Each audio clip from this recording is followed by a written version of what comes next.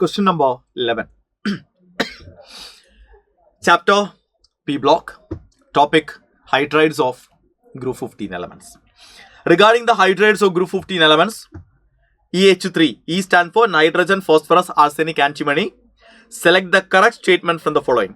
The stability of the hydrides decreases down. Stability എന്ന് പറഞ്ഞു കഴിഞ്ഞാൽ ബോണ്ട് ഡിസോസിയേഷൻ എനർജി അല്ലെങ്കിൽ ബോണ്ട് എൻതാൽപ്പി. ബോണ്ട് എൻതാൽപ്പിയുടെ ഓർഡർ എന്തായിരുന്നു? NH3 greater than PH3 greater than ASH3 greater than SbH3. So ആ statement ശരിയാണ്. Stability of hydride decreases down because the bond enthalpy decreases down. Basicity of the ഹൈഡ്രൈഡ്സിന്റെ order എന്താ? Same order തന്നെയാണ് അല്ലെ. NH3 less than greater than PH3 greater than ASH3 greater than SbH3, and that statement is also correct. Basicity of the hydride decreases down. Reducing character എന്താ പറ്റുക? NH3 is the weakest. NH3 has the weakest reducing character. അതിനേക്കാൾ കൂടുതൽ PH3 ക്കുണ്ട്, അതിലും കൂടുതൽ arsenic ഹൈഡ്രൈഡിനുണ്ട്, അതിലും കൂടുതൽ antimony ഹൈഡ്രൈഡിനുണ്ട്.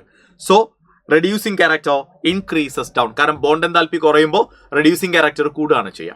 And finally the boiling point increases down. Boiling point increase ചെയ്യാണോ ചെയ്യുക താഴേക്ക് പോകും തോറും?